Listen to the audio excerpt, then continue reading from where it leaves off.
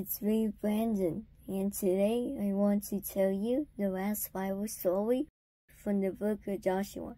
The story will be about the final challenge Joshua gave the Israelites. We can find this story in Joshua chapter 23, verse 1 to 24, verse 33. Let's hear it. Joshua had trusted God to drive out the strong nations in the Promised Land. Much of the land from the Jordan River to the Mediterranean Sea now belonged to the Israelites. They were now able to settle and live in the land God had promised them. It was divided into regions, each occupied by the tribes of Israel. Joshua was now an old man, and called the leaders of the people together. I am an old man now, and soon I shall die. You have seen all that the Lord your God has done for you, he declared. Make sure you obey God's laws and do not worship the false gods of the heathen people still living in the land. If you do, God's anger will rise against you. Joshua then summoned everyone, including the leaders, to a big meeting at Shechem.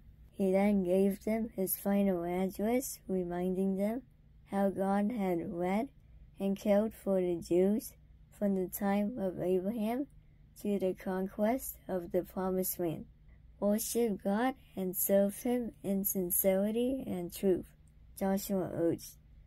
Choose today whom you will serve, the Lord or the gods of the nations around you.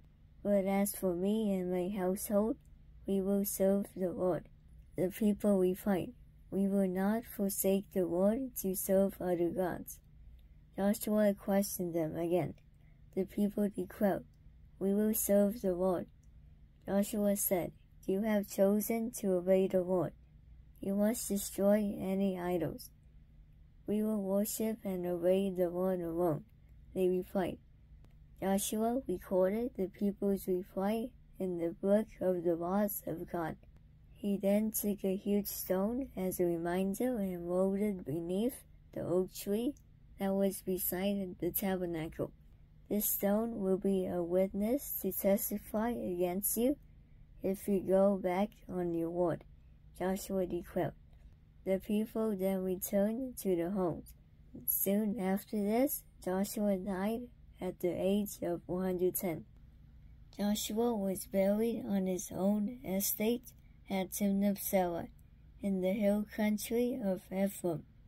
The nation of Israel obeyed the Lord throughout the lifetimes of Joshua and the other old men who had personally witnessed the amazing deeds the Lord had done for them. Once again, we see how God is faithful to His promises. God wanted His people to love Him only. Joshua warns them against idolatry because God does not like idolatry.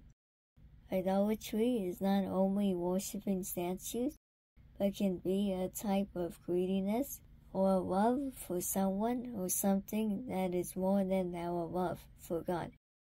Work, people, and money can easily become idols if they hold first place in our hearts. For this reason, I always examine myself to see if there is something that comes before God in my life. For example, the other day, I wanted to go see a movie, but I had to do my daily devotional and pray to God. I almost commit idolatry by putting the movie before God. So, I asked God for forgiveness and did my devotional. God always has to be first in your life and be loved more than everything, even more than a movie.